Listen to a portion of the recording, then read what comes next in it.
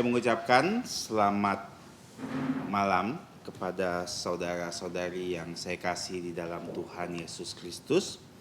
Kita bersyukur pada sore hari ini kita bisa datang di hadapan Tuhan untuk beribadah di rumah Tuhan. Dan sebelum kita mulai ibadah ini, saya menghimbau sekali lagi untuk kita yang membawa handphone bisa men-silentkan atau mematikan handphone kita agar tidak mengganggu jalannya ibadah pada hari ini. Mari kita mulai dengan bersaat teduh dan kita menyanyikan pujian Tuhan berada di bait suci.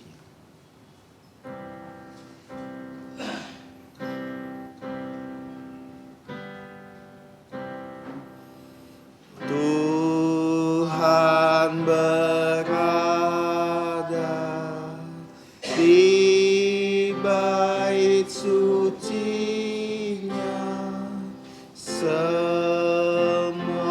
orang di hadapan Tuhan sujudlah, berdiam diri, sembah sujud. Amin. Mari kita masuk dalam saat teduh. Dengarlah firman Tuhan dari Mazmur nomor 44 ayat yang ke-9. Karena Allah kami nyanyikan puji-pujian sepanjang hari, dan untuk nama-Mu kami mengucapkan syukur selama-lamanya. Selah. Saat teduh selesai, mari kita bangkit berdiri dan kita memuji Tuhan dengan pujian pertama kita, pujian nomor 306. Datang bersyukurlah.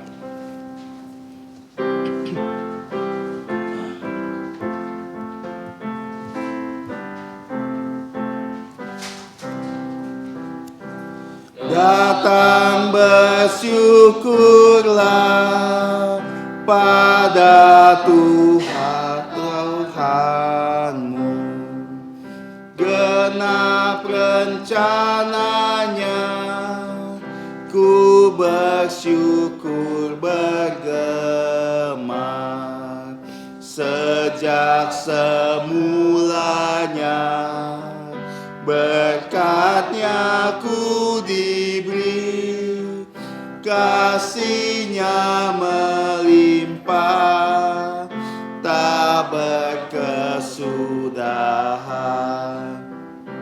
Semoga kasih-Nya selamanya besertaku. Dengan sukacita jantungku disegarkan, bila Ia menjaga, lenyaplah takutku. Berkat anugerah-Nya padaku diberi.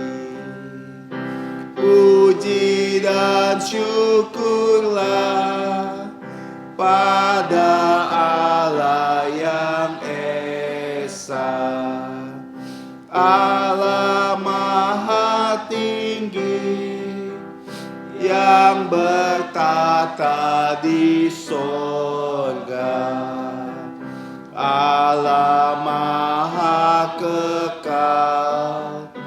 Umat menyembah Dia dulu, kini, kelak, kekal selamanya. Mari kita masuk di dalam doa. Allah Bapa kami yang bertata di atas kerajaan surga, Bapa pencipta langit dan bumi dan alam semesta, Engkau yang telah menciptakan kami, manusia, menurut gambar dan rupa-Mu. Engkau juga yang telah menolong kami. Bahkan saat manusia pertama, nenek moyang kami jatuh ke dalam dosa, Kau telah merencanakan keselamatan yang begitu indah untuk umat manusia. Sehingga Tuhan kami Yesus Kristus bisa lahir ke dunia. Dan dia hidup secara sempurna sepanjang umur hidupnya. Sehingga dia bisa memberikan kebenaran di mana kami manusia tidak bisa menaati secara sempurna hukum Taurat. Bahkan setelah dia melayani selama 3,5 tahun, di akhir hidupnya, dia telah menyerahkan nyawanya untuk menebus segala dosa umat manusia di atas kayu salib. Sehingga kami semua manusia yang telah berdosa, yang telah kehilangan kemuliaan-Mu, dikembalikan sebagai anak-anak-Mu. Kami bersyukur Bapa untuk keselamatan yang indah, yang berharga, namun diberikan secara cuma-cuma untuk semua umat manusia, yang hanya cukup datang dan percaya dan mengaku dengan lidah kami bahwa Yesus adalah Tuhan, dan percaya dengan hati kami bahwa Engkau telah membangkitkan dia dari kematian, karena dia telah mengalahkan maut, dan dia telah bangkit, mendapatkan tubuh mulia, dan naik ke surga, dan mempersiapkan tempat untuk kami semua. Dan kami semua yang ada di bumi Bapa saat ini bersyukur, karena kami memperoleh kesempatan minggu demi minggu untuk beribadah kepadamu, untuk mencicipi bagaimana suasana sejati sorga yang nanti selama-lamanya, di mana kami akan memuji dan menyembah Engkau selama-lamanya. Kiranya Engkau yang tolong kami, sehingga kami menghargai setiap detik dari ibadah yang kami lakukan kepadamu. Dan kami mau membuang dan melupakan sementara apa yang ada di dalam hidup kami, sehingga kami bisa fokus untuk beribadah kepadamu dan mendengarkan sabdamu nanti. Terima kasih Bapa, kami memohon Kau mengampuni segala dosa kami, sehingga kami bisa datang di hadapan-Mu dengan tangan yang bersih, dengan hati yang suci. Dan kiranya Engkau yang memimpin ibadah kami, seperti Engkau memimpin ibadah-ibadah kami sebelumnya. Dan kiranya Engkau dan hanya nama-Mu saja ditinggikan dan dimuliakan malam hari ini. Kami berdoa dan bersyukur dan menyerahkan semua ini hanya ke dalam tangan Putra-Mu, Tuhan kami Yesus Kristus, yang telah mengajarkan kami doa Bapa kami yang berbunyi, Bapa kami yang ada di surga, dikuduskanlah nama-Mu, datanglah kerajaan-Mu, jadilah kehendak-Mu di bumi seperti yang di surga. Berikanlah kami pada hari ini makanan harian kami, dan ampunilah kami akan kesalahan kami, seperti kami juga mengampuni orang yang bersalah kepada kami. Dan janganlah membawa kami ke dalam pencobaan, tapi lepaskanlah kami dari yang jahat. Karena Engkau-lah yang mempunyai kerajaan dan kuasa dan kemuliaan sampai selama-lamanya. Amin. Gloria Patria.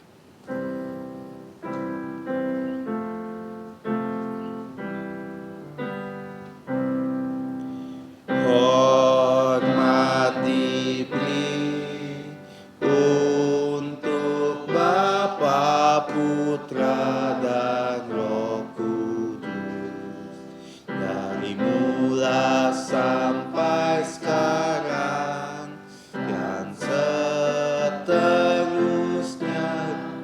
termulia. Amin. Amin. Saudara-saudara yang saya kasih di dalam Tuhan Yesus Kristus, silakan duduk.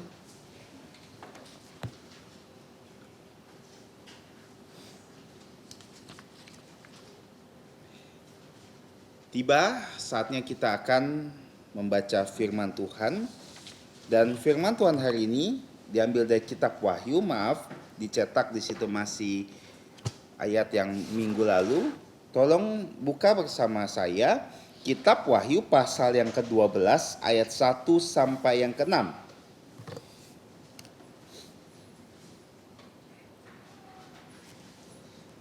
Wahyu pasal yang ke-12 ayat 1 sampai 6. Dan karena ini hanya 6 ayat, saya minta kita semua bisa membaca ayat-ayat ini bersama-sama. Wahyu pasal 12 ayat 1 sampai 6. Lembaga Alkitab Indonesia memberi judul Perempuan dan Naga.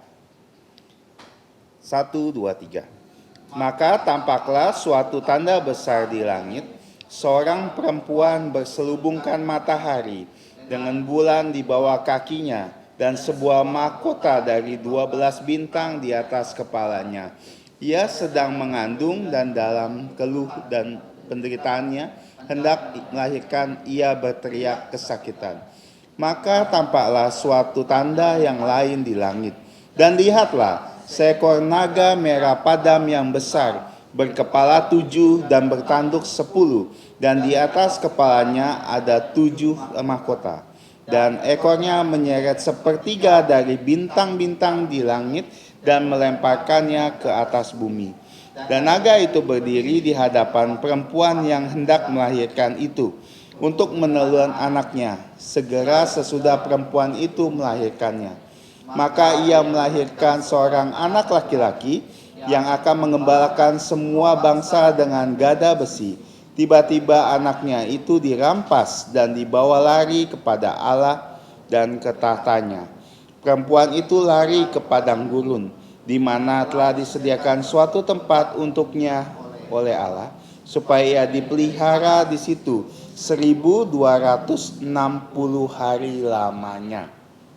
Kita bersyukur kepada Tuhan untuk firman Tuhan yang telah kita baca.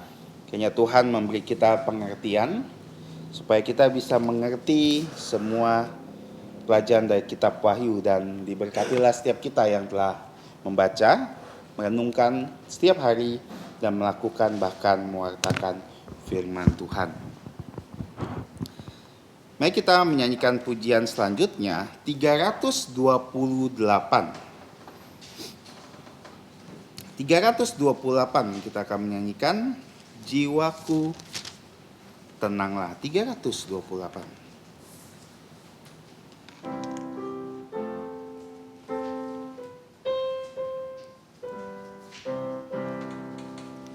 Sewaktu hidupku tenang dan aman, ataupun susah menimpa, ku dimanapun Tuhan yang menuntun jiwaku, jiwaku tenanglah, jiwaku tenanglah,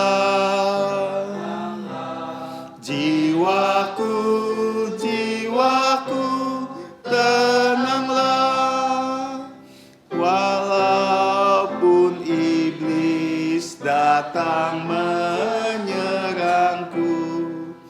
imanku tetap dan teguh. Ada Tuhan yang menyelamatkanku, darahnya yang menebuskanku. Jiwaku tenanglah, jiwaku, jiwaku tenanglah,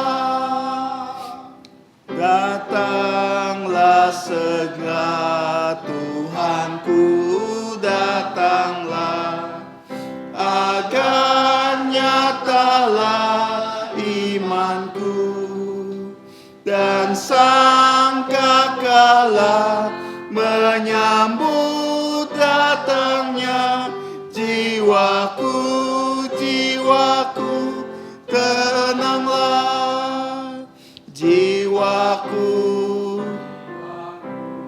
tenanglah, jiwaku, jiwaku tenanglah. Selanjutnya kita akan menghafalkan ayat hafalan yang bisa kita lihat di kotak bagian bawah.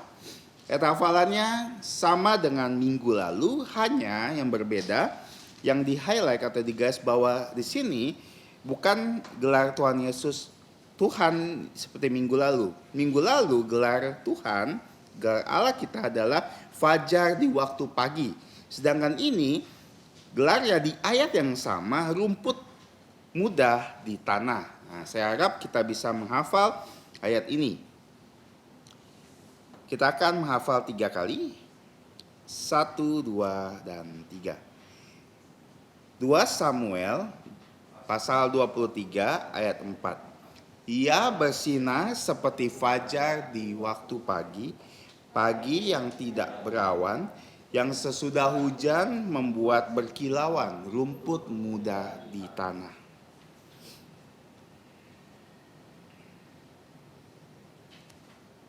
Sekali lagi 1, 2, 3. 2 Samuel pasal 23 ayat 4. Ia bersinar seperti fajar di waktu pagi, pagi yang tidak berawan, yang sesudah hujan membuat berkilauan rumput muda di tanah.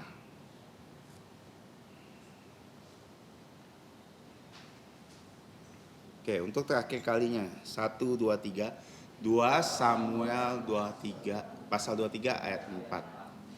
Ia bersinar seperti fajar di waktu pagi, pagi yang tidak berawan, yang sesudah hujan membuat berkilauan rumput muda di tanah. Amin. Kita bersyukur kita bisa menghafalkan ayat hafalan ini. Kita bisa bawa pulang buletinnya untuk menghafalkan gelar Tuhan ini. Nah, mohon perhatikan jadwal pelayanan minggu depan, dan tolong juga diingat tanggal 27 ada kebaktian matahari terbenam bilingual, artinya 2 bahasa, dalam bahasa Indonesia dan dalam bahasa Inggris. Diharapkan bisa datang dan mengundang semua teman-teman kita. Buat gereja, pengajaran kitab Wahyu juga diadakan setiap hari Minggu di gereja, bukan hanya di sini. Dan mengundang kita semua bisa mempergunakan kesempatan untuk belajar firman Tuhan. Dan untuk saat ini pembelajaran kitab Wahyu telah sampai di, jadi kalau kita mau belajar yang hari ini akan dipelajari dan kita mau mengulangnya, kita bisa datang ke gereja minggu yang akan datang. Minggu yang akan datang akan mengulang dan menambahkan khotbah yang ada di sini. Jadi kita bisa lihat dengan baik saat kita mau mengulangi lagi. Nah, yang kedua, kelas pengetahuan dasar Alkitab juga akan dimulai. Ini artinya untuk kita semua, saudara-saudari yang ingin dibaptis dewasa, pindah anggota, kayak afirmasi iman, atau untuk yang dulu yang masih kecil ingin dibaptis, anak juga bisa mendaftarkan diri dan nanti akan dilakukan pembaptisan. Sekarang pembaptisan dan pindah anggota dan reafirmasi iman. Reafirmasi iman untuk yang tidak tahu, yang masih kecil sudah dibaptis anak dan sekarang ingin diteguhkan imannya. Ya, boleh mendaftarkan diri. Dan apakah ada yang pertama kali hadir dan saya tidak melihat ada wajah baru hari ini. Kita bersyukur kita semua bisa datang di sini. Kita akan memberikan persembahan dan hari ini yang akan melayani adalah Andi Wijaya. Sesuai jadwal tema, Andi Wijaya akan melayani persembahan dan kita akan menyanyikan pujian 343. 343.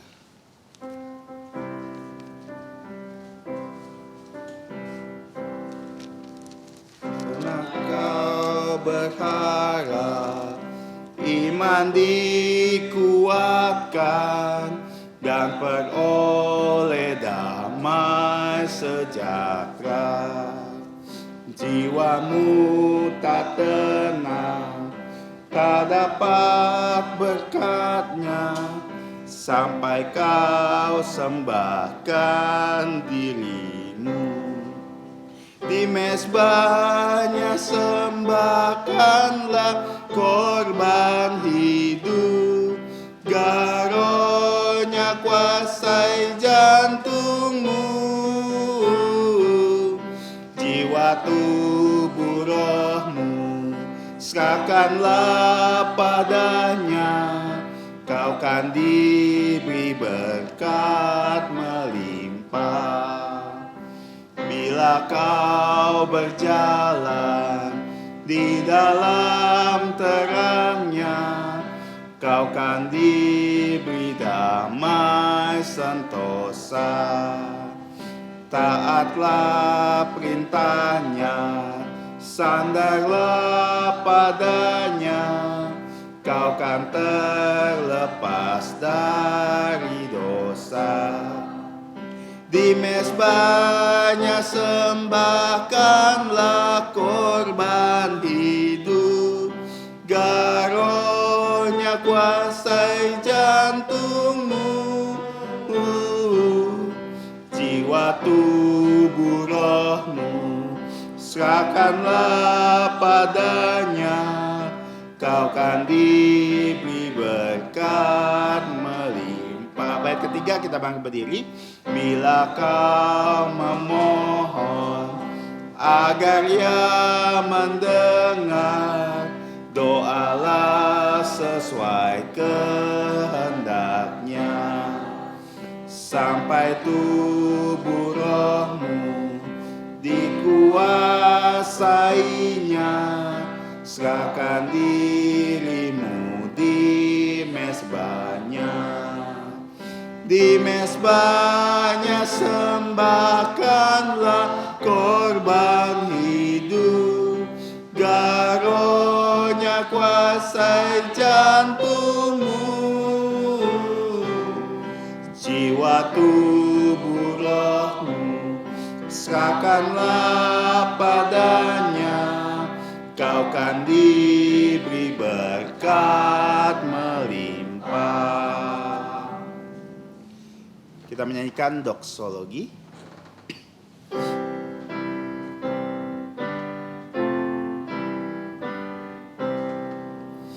Puji Allah sumber berkat, puji Dia ciptaannya, puji Dia para malaikat, Bapa, Putra dan Roh Kudus. Amin. Mari sekali lagi kita masuk dalam doa. Bapa kami yang ada di surga, Bapa yang baik dan selalu berbuat baik dalam hidup kami, kami bersyukur kepadamu karena Engkau telah menyertai ibadah kami dari awal sampai pertengahan ini. Bahkan kami bersyukur untuk hari-hari yang Engkau sertai sepanjang minggu, dari minggu lalu sampai hari ini. Kami bersyukur untuk semua hal yang tidak pernah kami duga Engkau berikan kepada kami. Kami bersyukur juga untuk kesehatan, kekuatan, dan perlindungan-Mu sepanjang minggu ini. Dan kami datang di hadapan-Mu Bapa, memberikan persembahan kami di hadapan-Mu. Kiranya Engkau yang layakkan persembahan kami, dan Engkau terima persembahan kami. Dan Engkau juga yang memakai persembahan kami, sehingga persembahan ini bisa digunakan untuk memperluas dan memperlebar kerajaan-Mu, khususnya di tempat ini. Dan kiranya Engkau juga memberikan hikmat kepada pengurus gereja, khususnya bagian keuangan, untuk bisa mengelola uang ini sesuai dengan kehendak-Mu saja dan untuk memuliakan nama-Mu saja. Dan ampuni kami akan dosa pelanggaran kami serahkan doa ini hanya ke dalam tangan Putra-Mu, Tuhan Yesus Kristus. Amin. Saudara-saudari yang saya kasih, silakan duduk kembali. Hari ini kita akan mendengarkan firman Tuhan dari perikop yang telah kita baca tadi. Dan tema hari ini yang diberikan adalah ada sedikit ralat, penderitaan tiada akhir vs sukacita tiada tara. Ya, penderitaan tiada akhir dan vs sukacita tiada tara. Dan hari ini yang akan membawa firman Tuhan untuk kita adalah Saudara Rudikus. Waktu dan tempat dipersilakan kepada hambanya. Terima kasih. Selamat malam saudara-saudari kasih dalam Tuhan.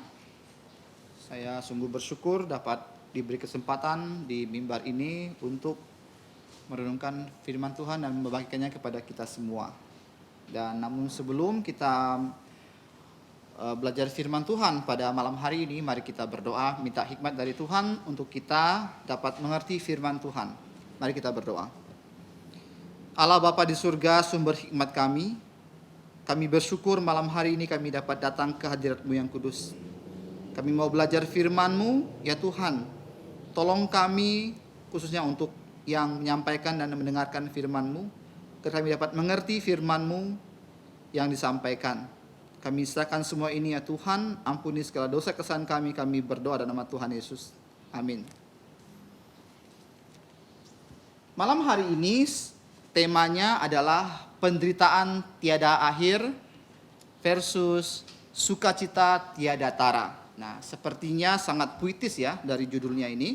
Dan kita akan melihat siapakah yang akan menderita tiada akhir dan siapakah yang akan bersukacita tiada tara. Nah, kita mulai dengan mengenal ya malaikat Tuhan, malaikat yang jatuh ya. Nah, Lucifer itu boleh dikatakan ya diciptakan oleh Allah Bapa di surga dengan spesifikasi yang spesial. Boleh dibilang dia yang paling megah, dia yang paling indah di antara para malaikat. Dari namanya saja dapat kita lihat bahwa Lucifer artinya adalah pemangku terang. Dia adalah satu dari 3 penghulu malaikat. Dia memimpin sepertiga malaikat yang ada di surga. Dan dia diberi jabatan sebagai pemangku. Artinya pemimpin. Nah, dan sangat disayangkan karena diciptakan ya, walaupun dia begitu indah, begitu megah dan mempunyai kedudukan yang penting di kelompok malaikat, tetapi dia sombong, dia melawan Allah, dia memimpin sepertiga malaikat untuk ya melawan Allah dan dia mau menyamai Allah. Jadi kita dapat lihat dari kitab Nabi Yesaya pasal yang ke-14 dan kitab Nabi Yeskiel pasal yang ke-28. Kita akan melihat di situ begitu banyak argumen-argumen dari si iblis untuk menjadi nomor 1 di surga. Nah, sebelum kita masuk dalam pembahasan yang lebih dalam lagi di Wahyu pasal 12, kita mau mempelajari tentang malaikat. Di Alkitab, malaikat itu terbagi menjadi 2 golongan atau 2 kelompok. Yang pertama disebut malaikat kerub. Kalau dalam bahasa Ibrani kerubim karena dia im ya. Jamak maskulin, artinya banyak sekali. Dan malaikat kerubim ya, boleh dikatakan mereka itu malaikat perang. Ya, jadi seperti Mikael dan juga Lucifer. Mereka itu malaikat perang ya, yang berperang, artinya mereka yang memegang senjata untuk berperang ya.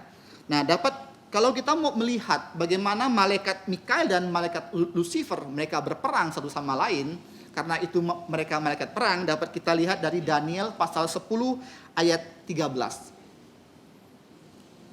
Mikael, waktu itu ada satu malaikat yang diutus kepada Daniel untuk menyampaikan wahyu kepada Daniel. Tetapi ada Lucifer yang mencoba menghalang-halangi ya, sehingga waktunya terulur dan Mikael diutus untuk memerangi Lucifer. Kita melihat dari sini bahwa malaikat mempunyai porsi masing-masing. Ya, seperti yang tadi saya bilang, kerubim itu memang porsinya untuk berperang. Ya, jadi memang tepat sekali kalau Mikael diutus untuk berperang dengan Lucifer. Nah, arti nama Mikael itu dapat artinya yaitu siapakah yang seperti Allah.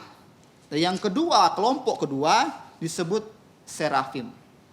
Serafim itu tugasnya itu memuji Allah dan melayani Allah dan menyampaikan wahyu. Ya, seperti waktu malaikat Gabriel ya, yang saya boleh katakan dia kelompok serafim ya, dia menyampaikan wahyu ya kepada Zakaria. yaitu bapaknya Yohanes Pembaptis. Malaikat Gabriel yang diutus, bukan Mikael. Di situ kita dapat melihat spesifikasi dari Gabriel adalah penyampai wahyu. Dia adalah kelompok serafim, ya. Kalau kita mau baca lagi dalam kitab Wahyu, juga ada kelompok serafim yang memuji-muji Allah.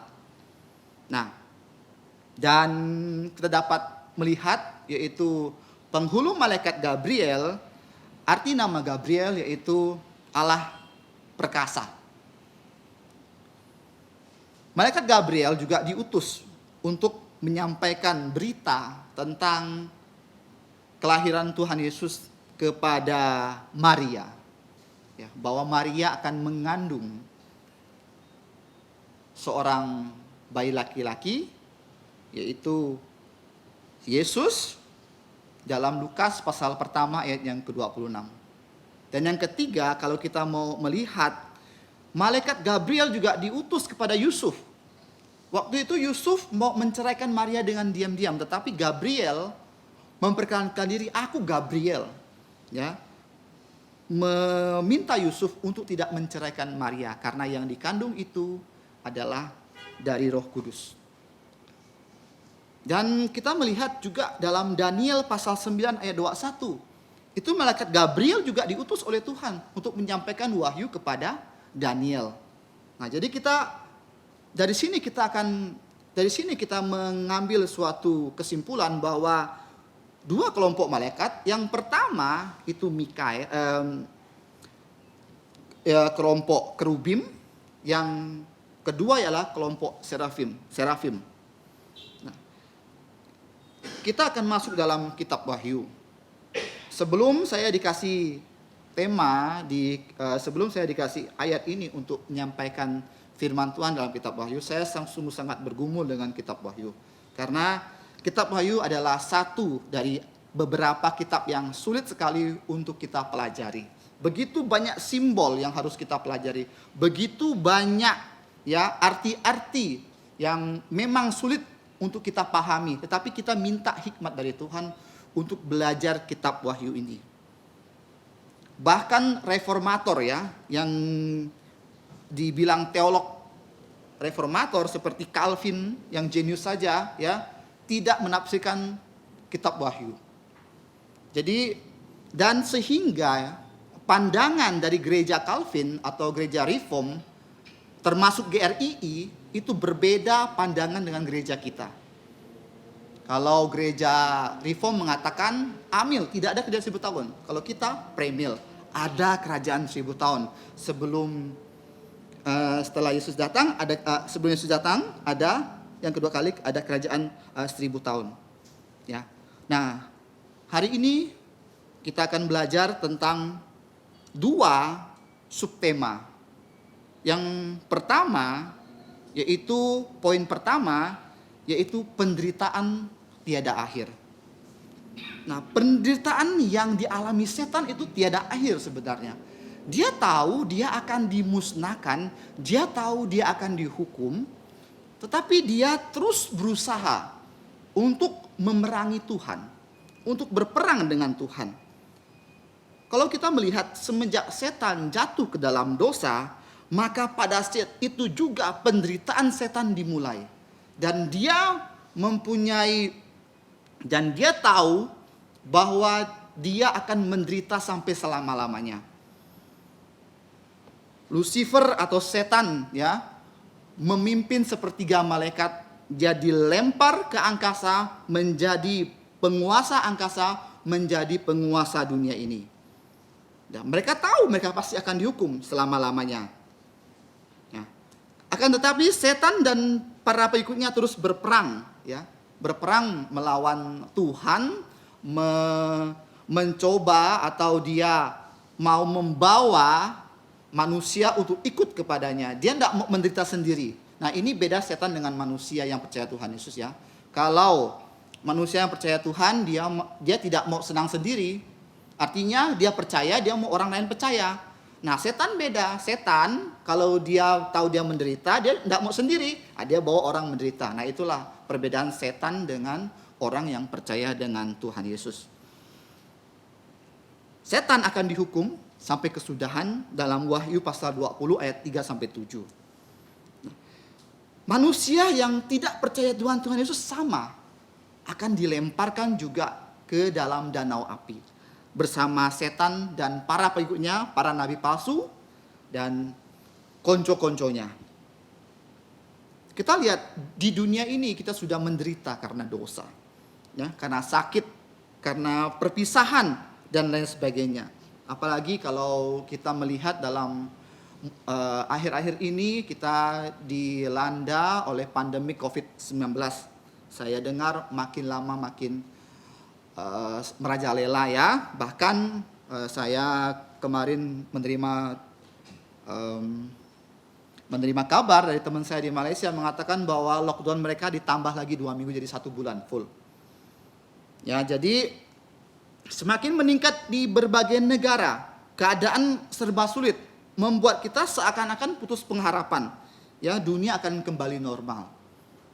Nah, di dunia sudah menderita. Kalau kita tidak percaya Tuhan Yesus, kita akan mengalami penderitaan tiada akhir. Artinya hidup, menderita, mati juga nanti akan menderita. Nah, inilah yang dimasukkan dalam tema renungan pada malam hari ini adalah penderitaan tiada akhir kalau kita ikut dengan si setan. Nah, dalam pasal 12 ini ada beberapa tokoh ya, atau ada beberapa simbol yang akan kita pelajari pada hari ini dalam Wahyu pasal 12.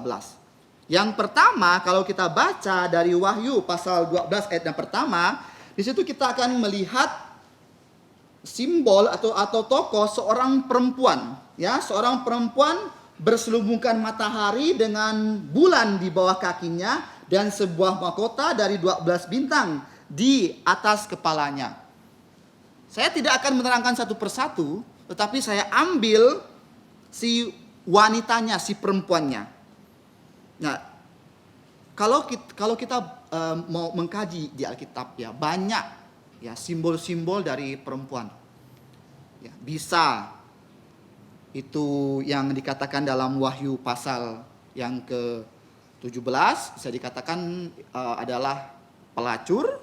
Bisa juga kalau kita melihat di kitab Perjanjian Lama dan juga kitab-kitab yang simbol itu juga melambangkan Israel. Nah, kita ambil yang mana dulu nih?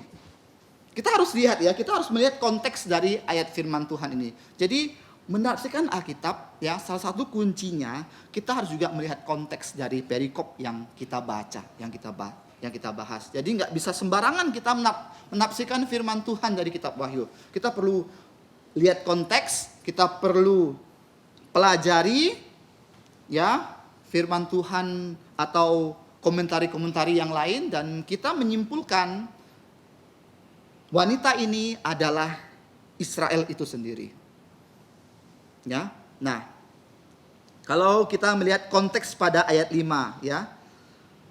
Dan kita melihat juga konteks yang sama dalam ayat 1 yaitu 12 bintang yang melambangkan 12 suku Israel.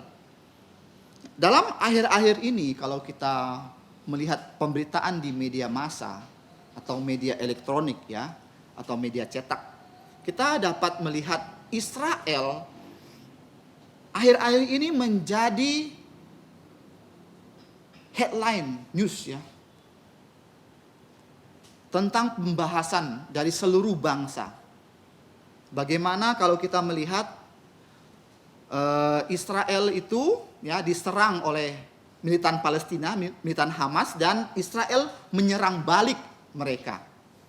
Nah, bahkan ada insiden yang terjadi di Masjidil Al-Aqsa yang dulu dikatakan Bait Allah Salomo.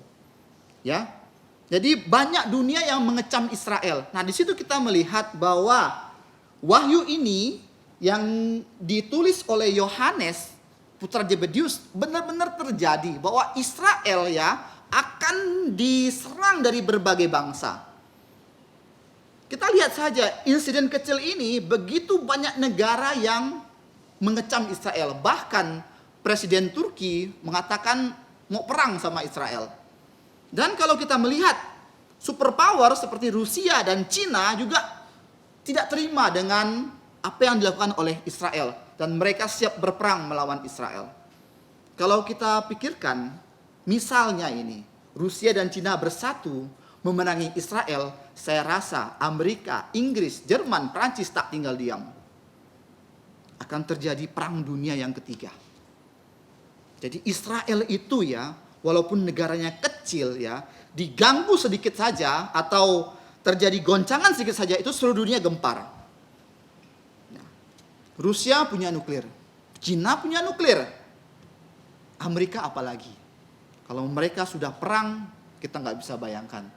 Ya, Amerika mempunyai sekutu begitu banyak negara Barat seperti Perancis, Inggris pasti memerang. Kalau mereka melawan Cina superpower dan juga Rusia, maka hancurlah dunia ini.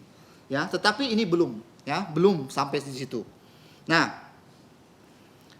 Dan kita melihat ya, semua ini ya, peperangan yang akan timbul ataupun pemicu peperangan ini, skenarionya dari siapa? Dari iblis. Tak lain tak bukan dari iblis, dari setan yang membuat skenario seperti itu. Ya, ingin menghancurkan Israel ya, sehingga ketika Mesias datang tidak ada negara Israel, bagaimana Alkitab bisa dipercaya? Jadi iblis itu berusaha untuk menghancurkan Israel, sehingga pada saat Mesias datang kedua kali, mendirikan kerajaan 1000 tahun, Israel tidak ada. Jadi bagaimana dia mau mendirikan kerajaan 1000 tahun kalau Israel tidak ada? Nah, ini adalah skenario dari iblis. Untuk mengacaukan, untuk menggagalkan rencana dari Tuhan atau nubuatan dalam kitab Wahyu ini. Dari zaman perjanjian lama sampai sekarang iblis juga berusaha ya untuk menggagalkan rencana atau melenyapkan sang Mesias dengan berencana melenyapkan garis keturunan Mesias. Kalau kita mau baca dari kitab Ester ya, di mana kita melihat bahwa suku Yahudi ya mau dilenyapkan oleh musuh dari Ester ya. Dan juga zaman modern pun kalau kita melihat Hitler ya mau melenyapkan Israel dan terjadi namanya genosida, yaitu mau melenyapkan suatu suku bangsa. Nggak bisa karena Israel itu dilindungi Tuhan. Nggak bisa dilenyapkan itu Israel. Ya, kita tidak menyetujui seluruh tindakan dari Israel. Tetapi kita tahu bahwa Israel itu adalah umat pilihan Tuhan. Dia tak akan bisa dilenyapkan dari muka bumi ini. Ya, sebelum Yesus datang kedua kali, tak bisa dilenyapkan. Walaupun dunia bersepakat ya menggempur Israel, masih ada Amerika Serikat yang dipakai Tuhan untuk melindungi Israel. Siapapun presidennya, walaupun Barack Obama sekalipun, ya Amerika masih sekutu Israel, nggak bisa. Kita bilang Barack Obama orang-orangnya itu ya sangat terbuka lah untuk dunia Arab, ya. Nggak bisa, Amerika tetap sekutu Israel. Bahkan ya Tuhan ya memilih ya Presiden Trump yang kontroversi boleh dibilang, dia menjadikan Yerusalem itu ibu kota dari Israel dan itu timbul ya gejolak dalam dunia. Ini rencana Tuhan. Nah, kalau kita melihat di sini orang Yahudi mau dilenyapkan, nggak bisa. Nah, dan kita lihat di sini kalau kita mau baca dari melihat perikop ini masuk ya di dalam 7 tahun kesengsaraan besar, yaitu part yang kedua, 3,5 tahun. Nah, tapi seperti yang dikatakan ini adalah satu minggu dari 7 tahun itu sendiri. Kalau kita melihat dari Daniel pasal 9, ada 70 minggu.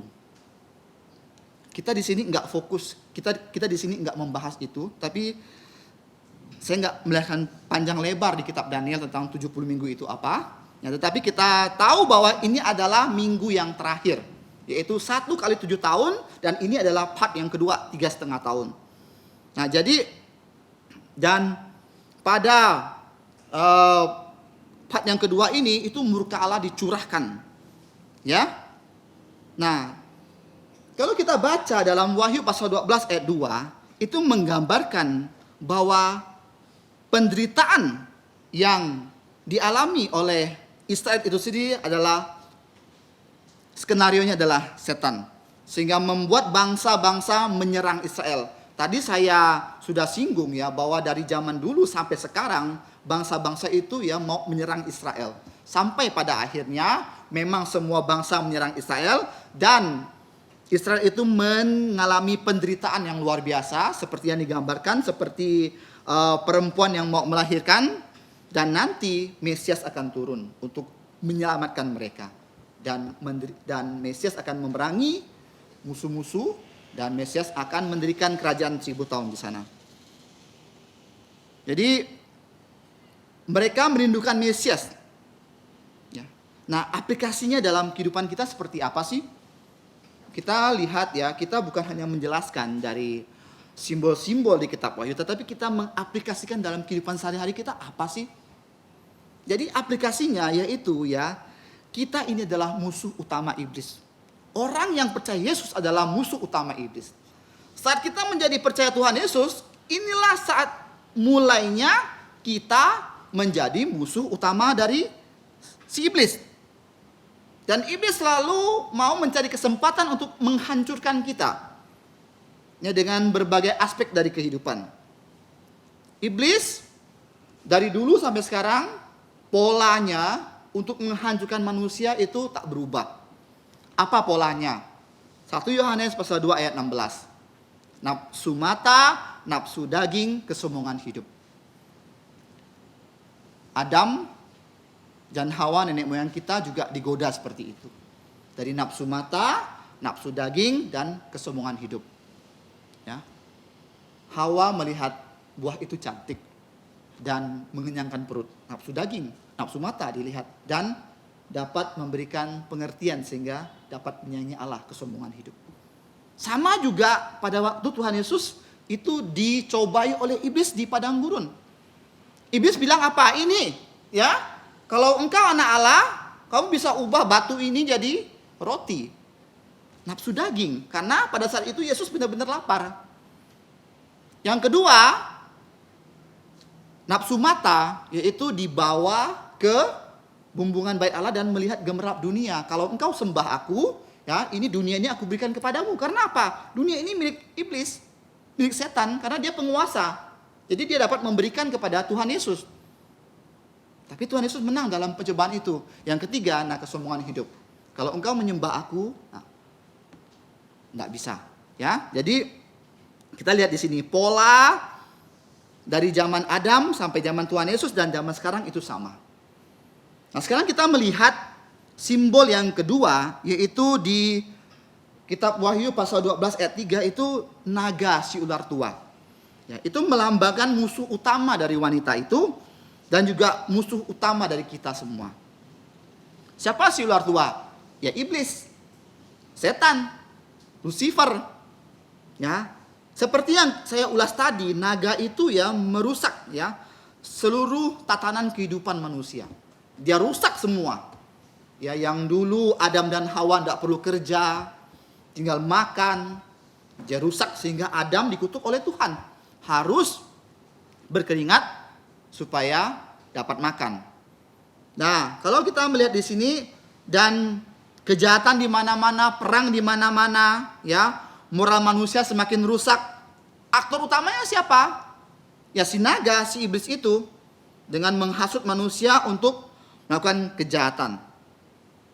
Kalau kita melihat simbol yaitu berkepala 7, bertanduk 10 dan bermahkota 7, ini kalau kita mau imajinasi nih binatang ini sangat sulit kita bayangkan ya. Tetapi yang jelasnya ini menggambarkan pemerintahan dunia yang selalu melawan Allah. Yang skenarionya itu si iblis. Nah, kalau kita lihat ayat 4b, Sudah saya ulas tadi, setan mau menghancurkan garis keturunan Mesias, ya, tetapi Allah mempunyai cara unik untuk mempertahankan garis keturunan Mesias sampai Mesias lahir. Nah, kalau kita melihat lagi ayat 4 ya. Di situ, dan ekornya menyeret sepertiga dari bintang-bintang di langit dan melemparkannya ke atas bumi. Ini melambangkan bahwa sepertiga malaikat yang jatuh, yang dilemparkan oleh Allah dan menjadi penguasa angkasa. Kita masuk dalam ayat 5. Ayat 5 ada simbol satu lagi, yaitu anak laki-laki. Ya. Wahyu pasal 12 ayat 5, maka ia melahirkan seorang anak laki-laki yang akan menggembalakan semua bangsa dengan gada besi. Siapakah dia? Tak lain tak bukan, itu Tuhan Yesus. Kalau kita melihat Tuhan Yesus datang pertama kali bukan untuk meremukkan bangsa-bangsa dengan gada besi, tetapi dia menyelamatkan manusia dari penyakit dosa. Itu misi utamanya. Kalau mau untuk meruntuhkan pemerintahan dunia gampang, itu satu malaikat saja. Ini enggak, ya. Dia perlu mengorbankan dirinya untuk menebus dosa manusia. Kalau untuk berperang, tinggal utus malaikat saja. Tapi kalau kita melihat ya, yang datangan Yesus yang kedua kali memang untuk perang, untuk mendirikan kerajaan 1000 tahun. Tetapi iblisnya itu tangkap dulu, ditangkap dulu, ya, dilemparkan ke lubang tanpa dasar dulu, ya. Nah, kita lihat di sini dalam part 2 ya, Tuhan Yesus datang bersama para malaikat, bersama orang-orang kudusnya untuk mengalahkan si iblis dan setan. Dan kita melihat dalam Wahyu pasal 12 ayat 6 ya, kita melihat kedatangan Tuhan Yesus yang kedua kali setelah 7 tahun masa sengsara, part yang kedua 3,5 tahun. Kita dapat lihat yaitu di sini 1260 hari lamanya. Kita konversikan ke bulan 42 bulan, kita konversikan ke tahun itu 3,5 tahun. Nah, inilah ya penjelasan singkat dari Wahyu pasal 12 ayat 1 sampai 6. Nah, sekarang kita masuk poin yang kedua. Sukacita tiada tara. Nah, apa itu sukacita tiada tara? Siapa yang akan mengalami hal itu? Orang-orang yang percaya kepada Tuhan Yesus. Sedangkan iblis dan para pengikutnya akan mengalami penderitaan tiada akhir. Ya, sangat berlawanan. Kalau kita lihat ya, bumi dan alam semesta ini akan musnah. Nah, oleh karena itulah janganlah sampai kita menaruh hati kita dalam dunia yang akan musnah ini. Ya, yang akan membawa kita mengalami penderitaan yang selama-lamanya. Sebagai orang yang percaya Tuhan Yesus, kita adalah manusia yang paling bahagia. Oleh karena itu saya mengatakan bahwa sukacita tiada tara. Artinya sukacita yang tak bisa kita gambarkan. Kita dipilih oleh Tuhan sebelum fondasi dunia. Kita dipilih, siapa kita? Kita dipilih bukan karena kita hebat. Kita dipilih bukan karena kita lebih baik daripada orang lain. Tapi kita dipilih sesuai dengan rencana Allah. Efesus 1 ayat 4. Kita dipilih sebelum fondasi dunia dijadikan. Setan atau Lucifer dan sepertiga pengikutnya tidak diberi kesempatan untuk bertobat. Kalau dihukum, langsung dihukum. Dan dia mengalami penderitaan tiada akhir. Tetapi kalau kita lihat, sedangkan manusia, kita ini precious di mata Tuhan. Kita ini berharga di mata Tuhan. Ya, kita diberi kesempatan untuk bertobat, walaupun nenek moyang kita sudah berdosa. Dan Allah memberikan kita perjanjian kerja, yaitu barang siapa yang percaya kepada Tuhan Yesus, dalam kitab Kejadian 3:15 akan selamat. Kita ini bukan siapa-siapa loh. Bukan karena kita hebat, Kalau mau dibilang pintar, iblis lebih pintar. Kalau mau dibilang jenius, iblis lebih jenius. Umurnya sudah ribuan tahun nih, kita berapa tahun? Jadi tak ada seorang pun yang dapat berbangga kalau kita percaya Tuhan Yesus dan kita selamat. Itu semua anugerah Tuhan. Bukan karena kepintaran kita, bukan karena hikmat yang kita punya, ya. Itu semata-mata anugerah dari Tuhan. Nah, jadi kita lihat ya, kalau saudara-saudara sekalian sudah percaya Tuhan Yesus, kita sungguh bersyukur. Ada 2 tugas yang dilakukan oleh kita sebagai orang yang percaya kepada Tuhan Yesus, yang menerima sukacita yang tiada tara dari Tuhan Yesus. Yang pertama, menikmati persekutuan dengan Allah dengan penuh rasa syukur. Bagaimana cara menikmati? Ya dengan rasa syukur. Apapun yang terjadi dalam kehidupan kita, seperti sekarang COVID-19 ini, kita penuh syukur. Artinya kita menikmati persekutuan kita dengan Allah. Kita tahu bahwa apapun yang terjadi dalam dunia ini, tanpa persetujuan Tuhan tidak akan terjadi. Dan kita tahu semua ini dalam planning Allah. Kita sebagai anak-anak Tuhan, orang percaya Tuhan Yesus, kita harus benar bersyukur. Kita masih hidup loh. Oh, sampai sekarang ada 3 juta orang lebih yang mati karena COVID. Kita masih hidup, kita bersyukur kepada Tuhan. Yang kedua, melayani Allah dengan rendah hati. Ya, jangan kita bersandar kepada pengetahuan kita. Jangan kita bersandar kepada di otak kita yang begitu kecil. Kita bersandar kepada Tuhan. Artinya kita melayani dengan rendah hati. Bukan aku loh Tuhan, tapi Engkau yang memimpin aku. Kalau mengadakan otak saya, seberapa besar sih otak saya dibandingkan Engkau ya Tuhan yang begitu agung, kita nggak ada apa-apanya. Jadi jangan sampai kita merasa kita pintar, merasa kita hebat sehingga kita menjadi sombong. Ya, rendah hati. Orang yang belajar teologi itu semakin rendah hati, bukan semakin sombong. Ya, humility itu simbol dari semboyan dari Yohanes Calvin. Nah, jadi kita lihat di sini.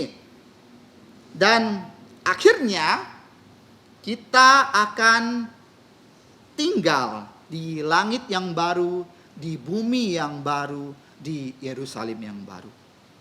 Itulah sukacita tiada tara. Walaupun di dunia ini kita setengah mati, tapi kita percaya Tuhan Yesus, kita mempunyai sukacita tiada tara sampai kita masuk ke dalam Yerusalem baru. Hari ini kita sudah belajar dari poin yang pertama, kita belajar simbol-simbol dari kitab Wahyu pasal 12 ayat 1 sampai 6. Dan itu menggambarkan bahwa penderitaan iblis yang tiada tara, penderitaan iblis yang tiada akhir, dan kita mengaplikasikan dalam kehidupan kita sebagai anak-anak Tuhan, kita mempunyai sukacita yang tiada tara. Kalau kita ini adalah orang yang dipilih oleh Allah, orang yang percaya Tuhan Yesus, betapa berharganya kehidupan ini. Jadi semoga kita dapat memaknai kehidupan ini, sementara di bumi kita ini baik-baiklah hidup, ya, memandang kepada masa depan. Jangan kita gunakan hidup kita untuk hal-hal yang tak baik, membenci orang, ya, dengan sikap sombong atau menyakiti Tuhan dan menyakiti sesama. Isilah hal-hal yang positif dalam kehidupan ini. Hidup ini singkat, saudaraku, tidak panjang. Kita nggak tahu kapan kita akan dipanggil oleh Tuhan. Jadi kita harus memaknai hidup ini dengan baik. Jangan kita memaknai hidup ini dengan hal-hal yang tak baik. Kiranya nama Tuhan dipermuliakan melalui renungan pada malam hari ini. Mari kita berdoa. Allah Bapa di surga, kami sungguh bersyukur pada malam hari ini, di mana Engkau sudah menolong kami, berikan kami pengertian dari firman-Mu. Walaupun kami ini manusia terbatas, tapi kami percaya bahwa Roh-Mu yang kudus dapat memberikan kami pengertian untuk kami mengerti kitab Wahyu ini. Ya Tuhan, tolonglah kami untuk kami dapat memandang kepada sukacita yang tidak tara yang akan kami terima di langit baru, bumi yang baru, Yerusalem yang baru. Dunia ini hanya sementara ya Tuhan, tapi kami percaya bahwa kalau kami percaya Tuhan Yesus, maka kami akan menerima sukacita yang tidak tara. Terima kasih ya Tuhan, Engkau tolong kami untuk kami dapat memaknai hidup ini dengan baik. Ampunilah segala dosa kesalahan kami. Kami berdoa dalam nama Tuhan Yesus. Amin.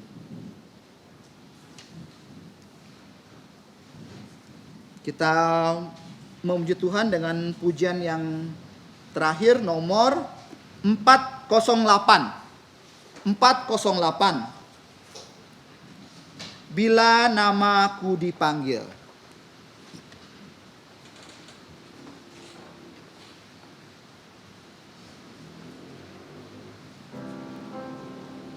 Kita berdiri. 408.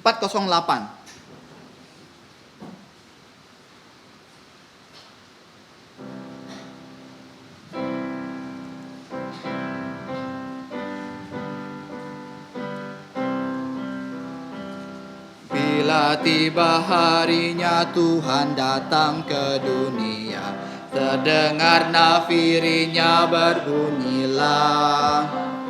Dan Tuhan kita akan datang dengan segala mulianya.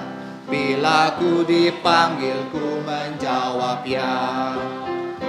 Bila namaku dipanggil, bila namaku dipanggil, bila namaku dipanggil, namaku dipanggil, ku menjawab ya.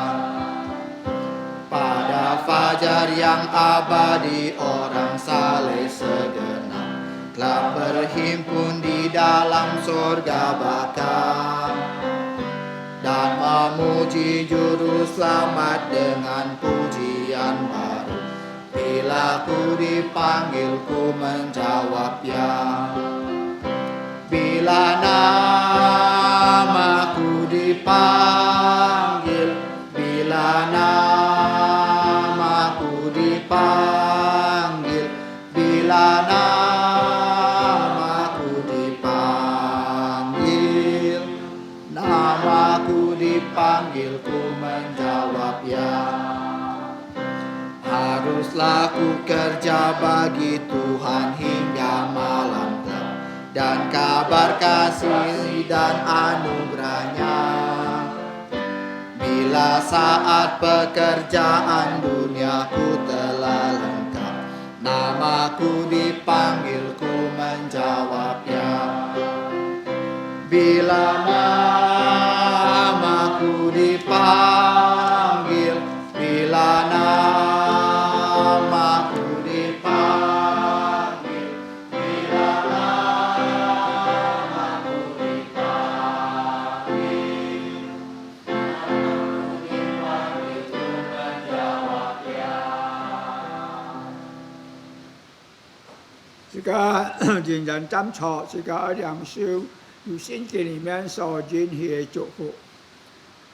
当然，我主耶穌基督恩惠、天父上帝慈愛、聖靈的感動與交通，常常與眾子充滿同在，從今時一直到永永遠遠。阿門，阿門，頌。